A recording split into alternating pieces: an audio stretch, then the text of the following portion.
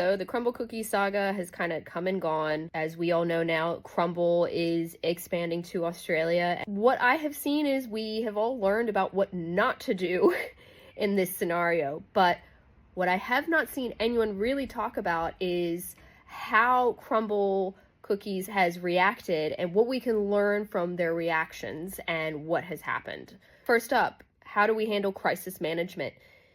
Remember when Crumbl was just a sweet idea and we were all dreaming that they would just come here and bam, this controversy hits. Crumbl handled this by kind of making amends by not suing these boys, but also steering their brand through the storm. It really shows the power of responsive and transparent brand management in a way. They're staying true to staying sweet, just like their product. And they've turned these setbacks into comebacks in a way.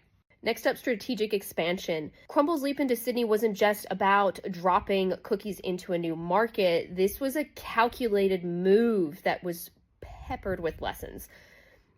I mean, they were already planning this way before this drama was happening. But the thing is here, what is really crucial to take away is, yes, it is really important to have a strategic plan, but involving too many cooks in the kitchen can really slow you down. And I would venture a guess that might have been what had happened, where they had these plans in the works and they were slow moving because of the amount of stakeholders that when this happened, they were like, well, we just have to pull the trigger and we have to do it. Now, engagement versus followers. Now, Crumbl Cookies Australian account only has this many people on TikTok, which really shows that the buzz doesn't necessarily translate to loyal following.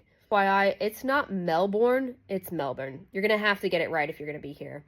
But I think also showing that the CEO is out here scouting locations and he's the one that's in these videos is really going to capture that engagement and that personality of Crumbl, where they kind of are in a way like, you know, your neighbor that loves to bake and is bringing you cookies. We can really take a lesson here about how Crumbl is leveraging their digital platforms. Crumbl uses social media to steer their narrative, shows us the power of owning your storyline. Now, while even though, you know, there was this saga and this drama, they have taken it on board and they are owning it and they are trying to claw back from it. It's like whether you are expanding or you're reinforcing your presence, which is exactly what they're doing right now, you are making sure that your customers know that you're there, that you speak their language, and you are engaging with them on their terms, which is exactly what these two videos have started showing. But I think most importantly, this is brand resilience at its finest.